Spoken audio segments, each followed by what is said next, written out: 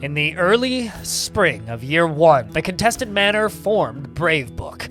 Bravebook was a fortress intended to be a grand library where all could come and study and live in peace.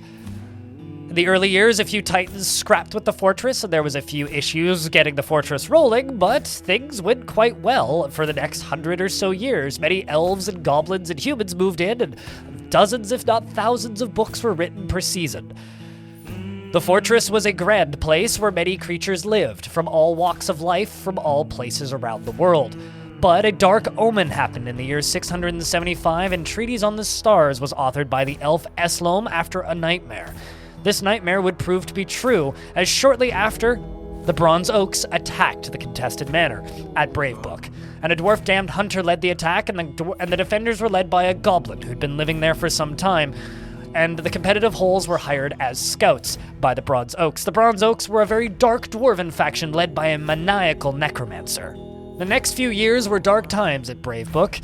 Many different people attacked and took over control of the valuable libraries. Until, well, let's just say, everybody was struck down because an elven-led faction attacked. A group of necromancers, zombies, and dark creatures moved in, and everything was destroyed. The books were burned and the rooms were crushed. And that led to the end of Bravebook for a few thousand years. In the year 2078, a roaming band of goblin prophets and religious figures moved into the place to study what was left in the holds. And that is where our story begins. A group of 7 dwarves move in with the hopes of claiming any glory that is left in Bravebook, trying to discover the histories of their people and those that attacked them. And with that, 7 dwarves embark, calling themselves the Auburn Rangs of Paper, with the intent to reclaim Bravebook. With 3 war dogs in assistance, they strike the earth. A dwarven outpost. You have arrived after a journey from the mountain homes into the forbidding wilderness beyond. Your harsh trek has finally ended, and your party of 7 is to make an outpost for the glory of all Bim Og. There is almost no supplies left, but with stout labor comes sustenance, whether by bolt, plow, or hook, provide for your dwarves. You are expecting a supply caravan just before the winter entombs you, but it is spring now, enough time to delve secure lodgings, ere Lorbam's demons get hungry. A new chapter of Dwarven history begins here at this place. Athis Stikkat. Bravebook. Strike the earth.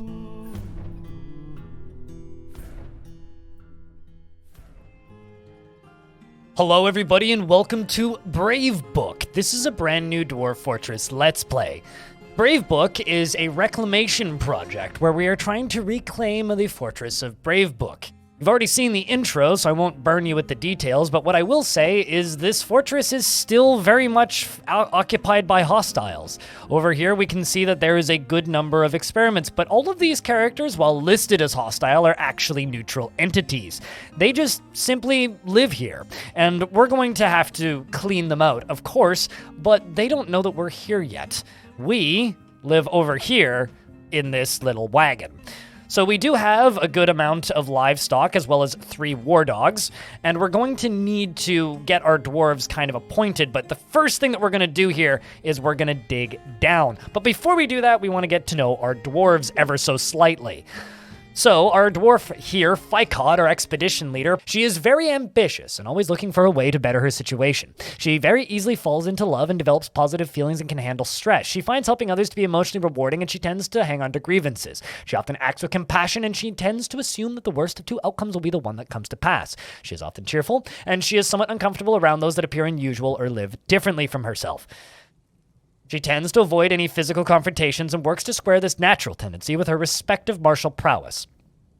She has a noticeable lack of perseverance, and she enjoys the company of others. And she tends to be swayed by emotional appeals and takes offered help and gifts without feeling particularly grateful, and generally acts with a narrow focus on the current activity, and has a greedy streak. She runs her finger through her hair when she's bored, and she clicks her tongue occasionally when she's bored. She needs alcohol to get through the working day and likes working outdoors and only grumbles mildly at crappy weather. So this fortress is in kind of a boring spot. It's pretty flat. There's not a lot going on. It's a 3x3 embark, and if we look at the overworld map and click center on fortress, you can see where we are located. We are right here, the auburn rags of paper of the sling of clubs. Now, as you can see, this whole once grand dwarven civilization is now quite dead. Although there are two interesting spots here that are linked to us. The site of the admired towns, a civilization of the bronze orbs, as well as the earthen covets, also part of the bronze oaks, are economically linked to us. So there's two locations that look to our economics for their future prosperity. Now, if we look at these goblins that are here, I'm kind of curious, who are you a part of? They're former members of the Grey Terrors and a citizen of the Gory Terrors and a citizen of the Gilded Terrors. So who are the Gilded Terrors, one might ask? Well, we should have a peek if we can. We look at the local civilizations. The Gilded Terrors are a goblin civilization that we are at peace with. So these are actually peaceful entities that are living on the surface of this fortress. Well, I guess we have some interesting guests that live here. Of course, my initial concerns of, oh gosh, are we going to have to fight these guys, is maybe a little bit alleviated here. So these weird neutral entities that are unfriendly to you, but also still kind of friendly to you, do happen sometimes when you embark on a world like this. So we now have an option. We can either kill these religious creatures, or we could try and be friends with them. There is a Baron here, a Baron of Honor Portal, who is a member of, what even is this? Former member of the nomadic group of the Rock of Puzzling. So maybe this is like some weird nomadic group? I mean, they are former members of the Nightmare of Dwelling, and a member of the Doctrines of Earth, which is a religion. Some interesting characters indeed, nonetheless. So, what we're going to do is we're going to explore this fortress. I'm going to make a squad real quick for every single dwarf that isn't my doctor dwarf, so my diagnoser down here, Domas. So we are going to move our expedition leader to our militia commander's role, and then we are going to open up the squad menu, and we're going to give them metal armor, and we are going to assign everybody to this. Now, these are going to pop up as ambushes regardless of if they are friendly or not. So it's going to take a little bit of deciphering to figure out who we need to be concerned about and if we need to be concerned about them. I'm going to queue up a spot for my dwarves to go stand. Now, they may just fight with these guys. I'm not entirely sure. So let's see how this plays out. We tell the dwarves to move up. They come around the corner. We move up a little bit further. And actually, while that's all happening over here, I think I'm going to go down to our diagnoser here, Moses, and we're going to read about them briefly. Stingy with resources when working on projects and refuses to expend any extra effort, is very polite and observes the appropriate rules of decorum when possible, and he is greatly pleased by his own looks and accomplishments. So we were a little bit sneaky here, and we embarked with some wood, but I'm going to deconstruct the wagon here and get him doing something useful. Essentially, we're going to see if we can get this guy to grab a pick and start making us some beds here, if possible. So the dwarves come running around the corner in a moment, and let's just move them up ever so slightly. And does fighting happen? Nope. It appears that we are casually optimistic in our fragile alliance here, although there is apparently another ambush, as we discovered another holy wandering goblin character. I wonder why they picked this particular place to live.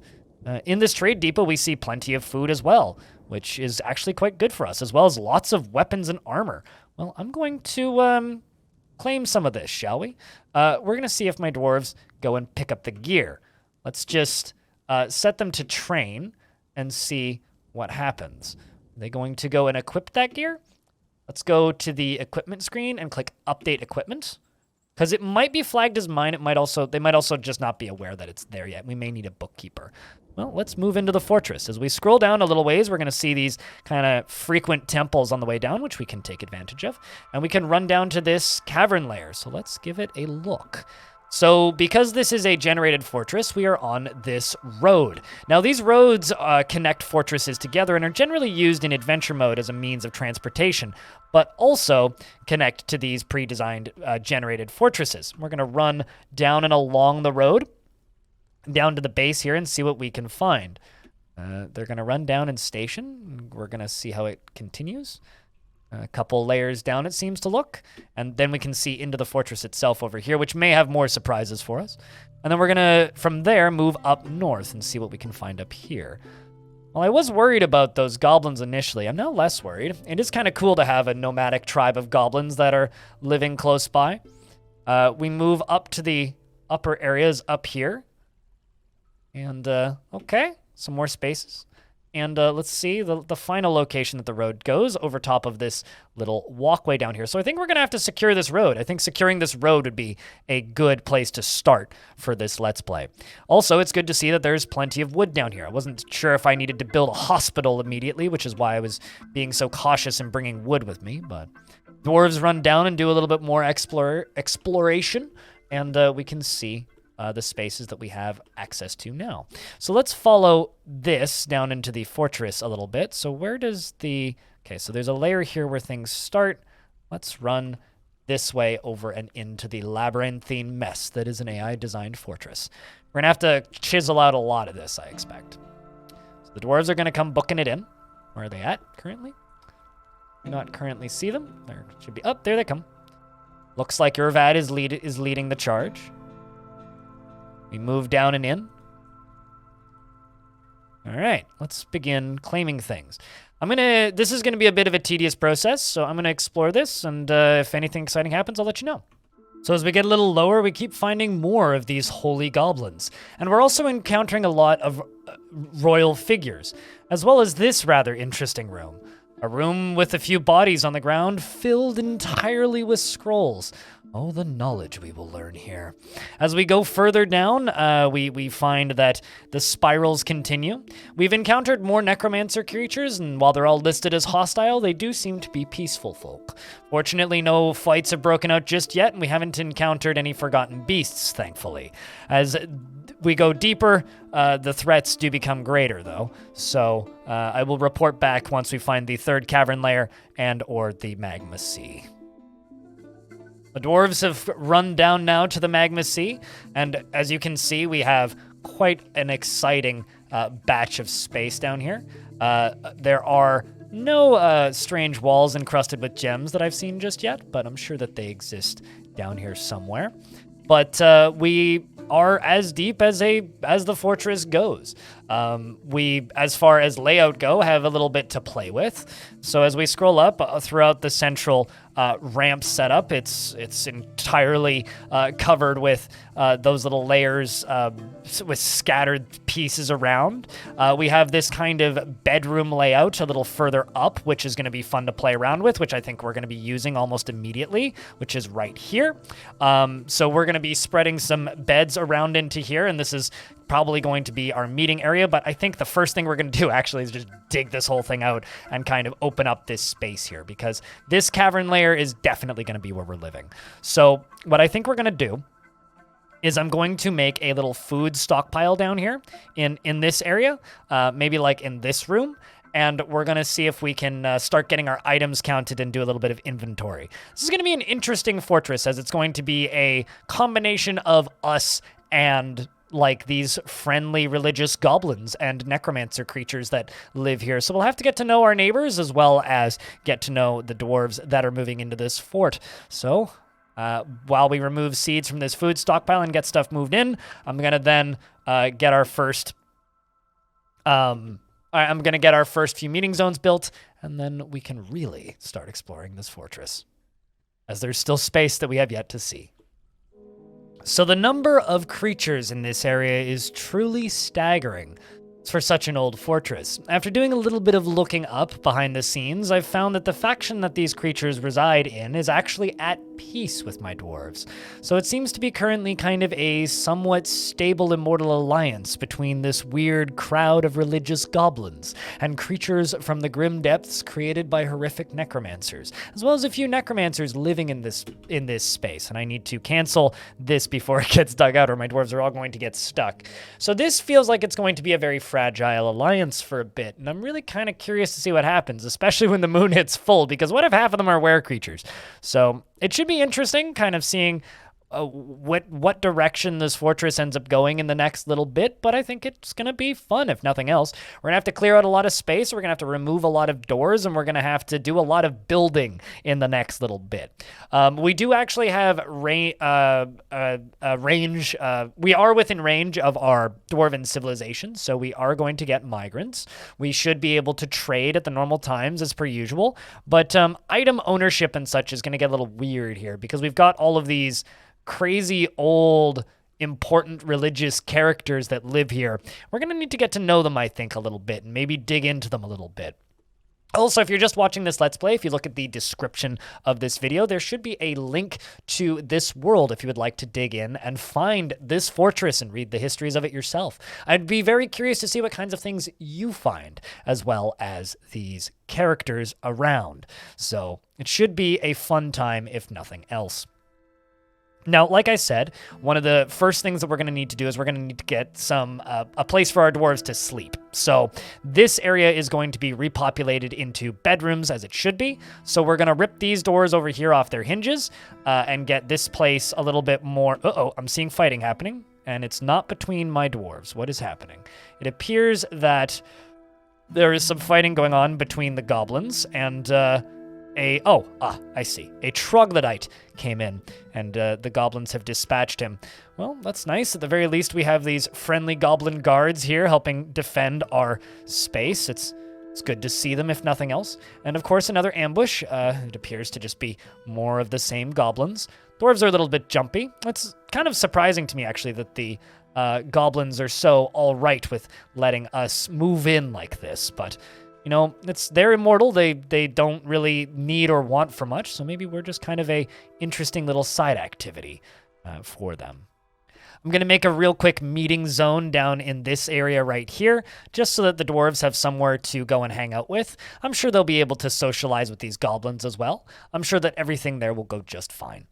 As our livestock is probably going to come booking it down into this area, so we're probably going to need to place them somewhere. And it appears that there is a goblin damned hunter here. I don't know if you just died here, but goblin damned hunter. Who were you originally? I'm not sure, but one could say this is going to be a fun fortress, a grand library, nonetheless, with many exciting things around the edges. It appears my war dogs are fighting with something.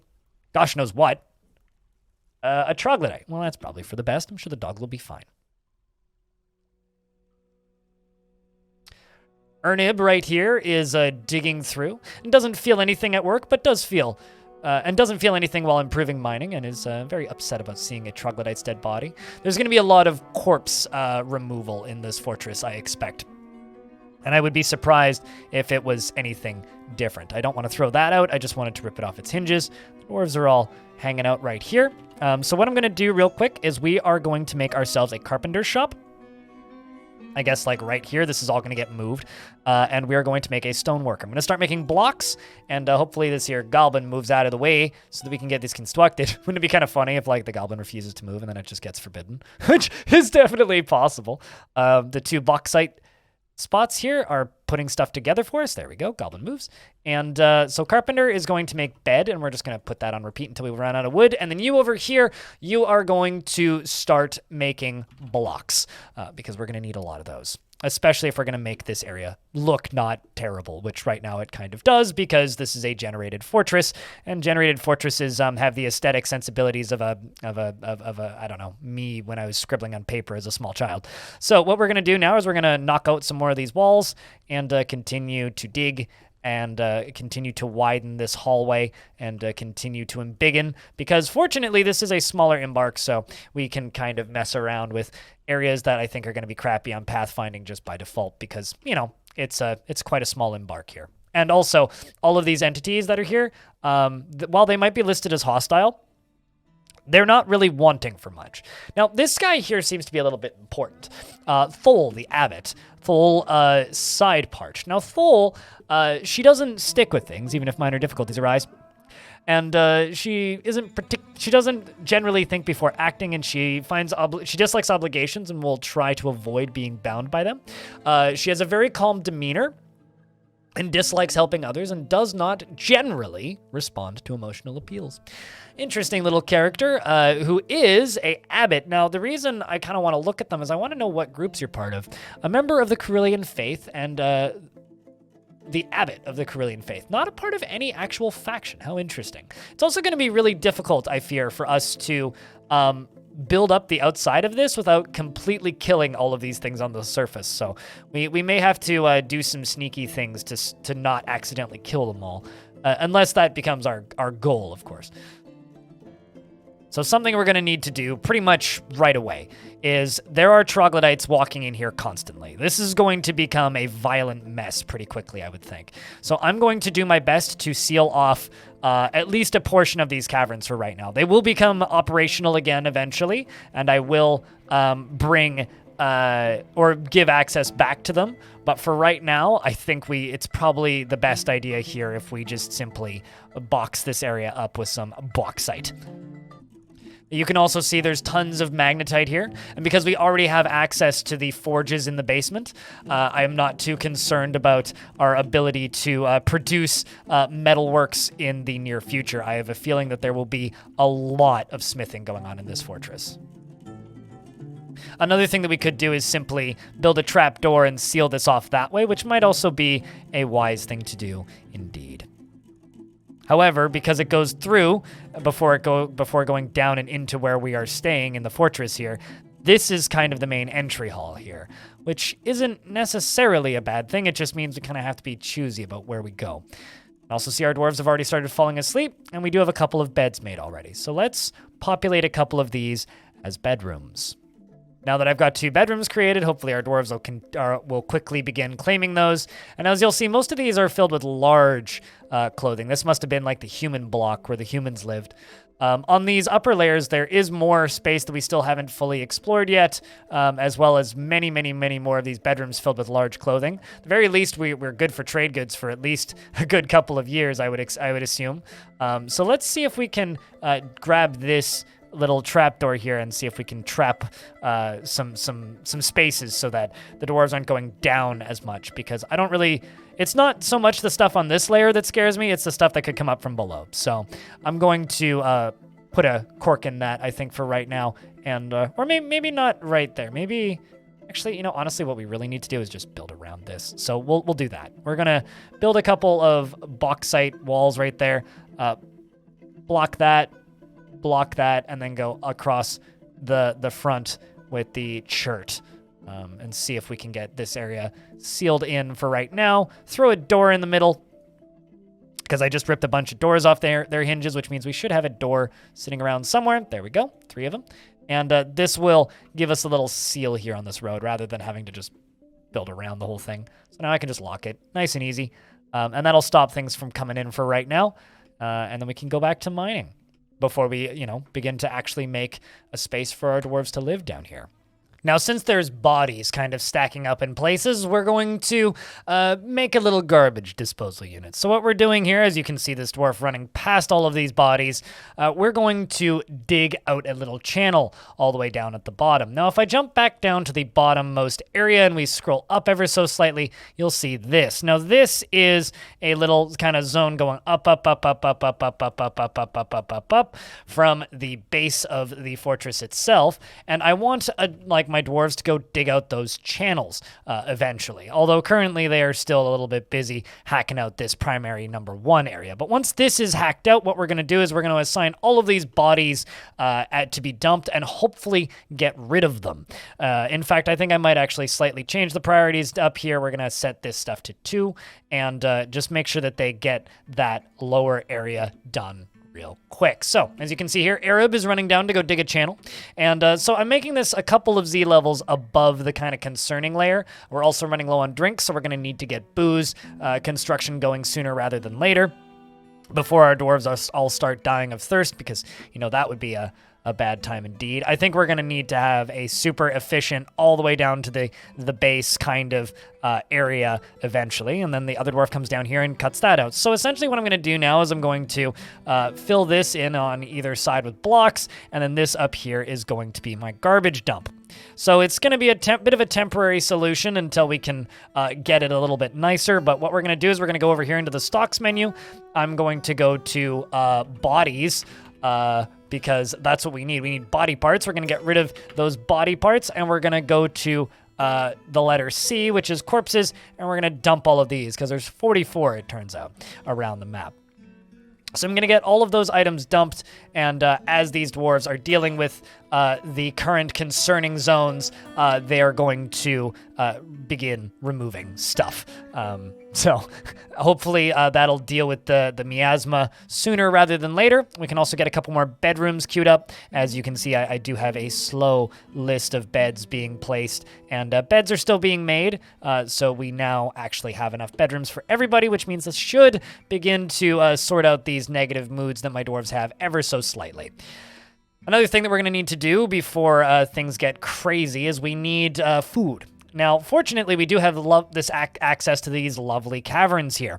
However, caverns, as many of you may know, are not exactly the safest place to live. There is going to be plenty of little crotchety critters that want us to stay out of their home in here, so we're going to have to be careful. But we do have this benefit. We have this water right here as well. So I think the concerns of being in these caverns are kind of outweigh the benefits, but we're still going to try and use them if we can. Another big ol' ambush notif. Seems like, oh, well, we appear to have found a good pile of bodies. This is going to do a number. So this is where all of the remains of the library were left, it appears. A very concerning space, if you were to ask me. And I'm going to see if the dwarves are going to begin dumping items. They are, in fact. It's a thankless job. Our diagnoser is beginning it, and it appears that there's even, what is this? Forgot? Nope, this is another creature. Strange. What an odd place for dwarves to move in. It'll be good once we are able to begin actually living here instead of just cleaning, but one thing at a time, I suppose. So you might remember this little area right here. Well, what I've decided to do is I'm going to try and block off the sides of this.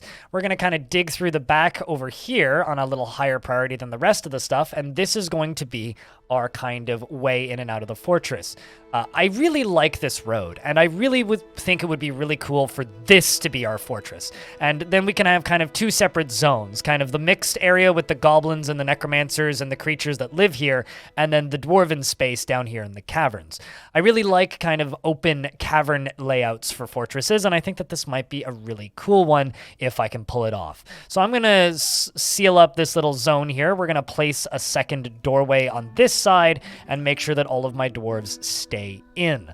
And then this is going to be where we're going to do our farming, at least for the near future. Fortunately, when you are reclaiming a fortress, everything is defaulted to forbidden, so you don't have to worry too much about your dwarves running off into the caverns and getting lost and causing themselves problems in the future. And now we have this little space locked off, which is perfect. So this, like I said, is going to be where we are farming. Which means we are currently a little bit lacking in dirt, but it should be good enough for now. There is one more corner here that I do need to seal off as well to make it safe as a cavern layer is going to be, I suppose. And we're going to also seal off that. Now down here, one layer beneath, you can see all of this tetrahedrite. We are spoiled for resources. We're going to have more than we'll ever actually need, which is, I guess, for the best. More ambushes have been noticed, and it appears that the goblins are fighting with an elf weaver? Hold on. What just happened? The king bites the holy crypt in the hand. Wait, well, I'm not actually sure what I just witnessed, but we're certainly fighting there a moment ago. That is a concerning spot. I'm not sure I like that room very much. At least none of my dwarves have died, so I suppose that's a benefit. But oh my god, is that a troll? That is a troll. Well, good thing the door's locked. Friendly troll rolling by. Definitely not friendly, but it's also a troll. Might come popping in the bottom side here. If that's the case, I'm going to need to queue up my military real quick and dispatch him, rather. Hopefully we can get that dealt with sooner rather than later. Let's see if I can get a little piece of flooring right there so they can go build that corner wall, because currently they can't get to it. But putting a piece of flooring there might assist with that. We're going to be placing some seeds down here, because this is going to be where we're farming. We're We're going to need to have access to this. So I'm going to make a real quick seed stockpile. We're going to go into food, and we're going to go into seed, and we're going to go to food and everything, and we're going to say no, and then we're going to say yes to all seeds. Then under barrels, we're going to say 0, so they use the bags, because those are better. And cool, we now have this sealed off. Like I said, it's a good thing that troll was just wandering by and not actually a concern to our dwarves in this fortress. It's going to take a little bit, I think, to keep our dwarves satisfied in such a strange and old place such as this. And it appears that early summer in the year 2078, some migrants have arrived, which is a grand thing indeed. We have apparently a woodcutter is one of the first to arrive, as well as, well, actually 2 woodcutters right off the bat, which is beautiful. Let's see what else we're going to get. The numbers go up to 10, 11 dwarves, all right. We now have, appears to be a woodcrafter as well, which is good. We're going to have to kind of go through and get to know them a little bit. How about this here woodcutter? Where do you come from? What groups are you a part of? You're a citizen of the Sling of Clubs and a former member of the Severe Lances. But you're now, of course, with us, the Auburn Rags of Paper. The 2 woodcutters, followed by a mason, who personality-wise, she has a tendency to go it alone without considering the advice of others. Well, I mean, I guess that's why you've arrived here. Relations-wise, you worship a god called Nokol, and that is about it. Behind you, we have Yushat, a woodcrafter, who says, hard work is a true sign of character. And you know what? You're going to have to work hard if you want to live here. They appear to have brought some cattle with them as well. And let's see, we've got another engraver, we've got a furnace operator, well, excellent, and a peasant. Well, ain't that pleasant. Peasant at the end here does respect the development of a skill, but she dreams of raising a family. Personally, she does not easily hate or develop negative feelings, and doesn't try to get things done perfectly. She is slow to trust others, and she often feels envious of others. And she has an active imagination, and she tends to form only tenuous emotional bonds with others. She has a greedy streak, and she thinks that she is fairly important in the grand scheme of things. Well, if that's the case there, Toulon, why don't you consider joining our military? Because I think that you'd be a good fit. The dwarves continue to move in, and it appears that we have a stray calf.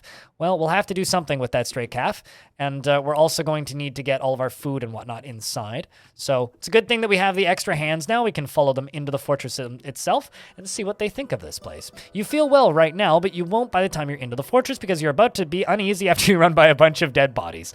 Well, I mean, it is part of the way of things. They go and pick up some equipment. Fortunately, there is plenty of clothing around, which means these dwarves are actually get a really nice start for a brand new fortress. You know, you arrive, you get to socialize with the goblins, speak with the hungry horse, and hopefully become a member of the fortress right off the bat. Seriously, seems like we have a seriously injured dog. Well, that's a little bit of a shame. So I'm going to queue up 2 buildings real quick. Now, we do have this very ramshackle thrown together kitchen here, but I'm going to place a butcher shop. I'm going to place a, what's it called? A tannery right next to it. And I'm going to place a still.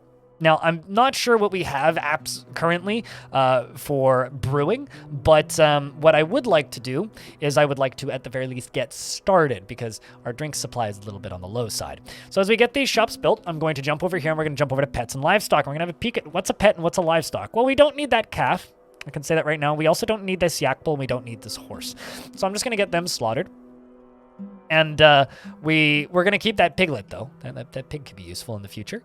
And we're going to just make sure that everything gets kind of squared away on this side of things. And we're going to get those animals slaughtered. Now, we don't have anything that we can currently brew, so that means we do, in fact, need to focus on that gardening. So I'm going to get a few garden plots placed in here. Now, like I said, they're going to be a little ugly, but at the very least, we'll have something.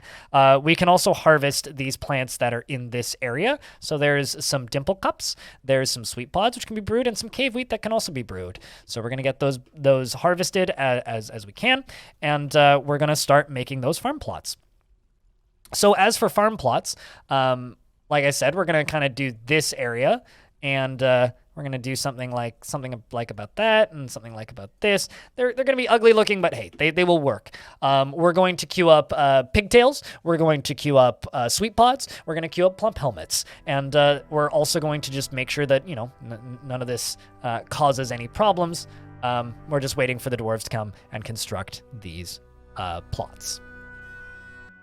So now that we have the first farm plot, I'm going to queue up pigtails, I think, and then pigtails. And then in the winter, we're going to do plump helmets. And in the spring, we're also going to do plump helmets. The second one, I think, is just going to be year-round plump helmets. And the third one is going to be a mix of plump helmets and, let's say, we'll do pigtails in the autumn in that one, plump helmets in the winter, and then in the spring, we'll do sweet pods. So now that those will get all planted up, hopefully we won't run out of booze because we'll be able to brew some stuff sooner rather than later. And seems like the list of bodies is taking a little bit to get hauled, so I'm going to see if I can fix that. We're also going to need to do some other things in standing orders anyway, so it's about time we go here. So we're going to go to refuse and hauling, gather outdoor refuse because they might consider this stuff to be outdoors, and gather vermin remains. We're also going to go over to harvesting, and we're going to set this to only farmers harvest. I'm going to set up a job for that specifically in a minute here. And I'm going to also double check if there's anything else I need to do in here. Right, yes, kitchens.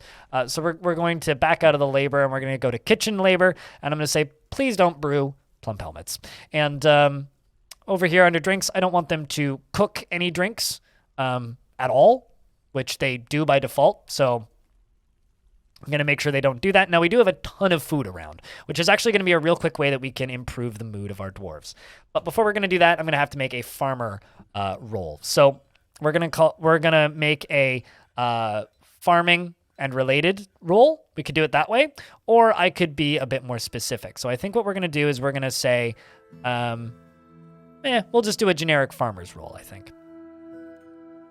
So because we have a couple of these dwarves here and they're all dabbling in these skills, I'm going to assign this to everybody in here, and it's just going to be called farming. So it's going to be set so that only they do this. Although the concern actually is this is our original starting 7 for the most part, and I don't necessarily want them to be doing all of the farming tasks. So I think I'm going to spread this out a little bit wider actually here. We're going to give these woodworkers, these new migrants into this because they're all in our military, and I kind of want them to stay that way. So the dwarves begin planting up all of our newly set crops. And down here in the fortress itself, we are up to 14 dwarves now. So we currently have, 1, 2, 3, 4, 5, 6, 7, 8, 9 bedrooms available. I think we're going to need like 4 or 5 more, so I will just queue those up real quick. Now, I'm not entirely sure how I want to do this because I do already have all of these lovely bedrooms available. I'm open to ideas in the comments section of this video as I'm going to be mostly making these in real time, with you guys maybe an episode or 2 behind at most. So if you have any particular construction ideas you think that you would like to see me do in this series, please let me know down in the comments section of this video. But that really does kind of bring us to the end of episode 1 of Bravebook, the Dwarven Outpost. My goals for this fortress currently, I think, are pretty firmly in rebuild this library, maintain this fragile peace with these hostile entities in the fortress, as hostile as they really are, which is not very, and then eventually begin to go to war with those that destroyed this place originally, after we build a satisfying library and go to war with the local goblins, which are, quite literally everywhere, and we have no contact with them, but man, there is a lot of them. If you have a peek, this entire area that was once a grand dwarven civ has been completely demolished, although there are a few places here that are still populated by a handful of dwarves here and there. Our faction, which is a little bit further south, is a little bit more built up than some of the other factions in this world. A lot of the factions in this world, shall we say, are very dead. These are our few holdings down here, but we do have 1,300 members in our faction. So many of the dwarven civs are like in the sub hundreds of members. This one's a little bit bigger, so hopefully we'll be able to kind of keep things under control, at least for the first few episodes. The next episode, our goal is going to be to get farming up and running properly and get our nobles set up and our bookkeepers and all that, and hopefully do a year of trading because we'll be getting close to fall. Something else that I'm editing out in this series that you won't be seeing are the very long load times. I timed it and it takes about 15 minutes to do a seasonal save for this fortress, so I will spare you the pain for this particular world. And once again, if you would like to download this world, a link is down in the description of this video, and if you would like to support this channel directly, you can go grab yourself a Vile Mug of Darkness or a t-shirt over at my merch store. Of course, you can check out my Twitch streams at twitch.tv/BLINDIRL, where you can watch me play other fortresses live on Twitch. Thank you very much for watching this video, and I hope to see you in the next one.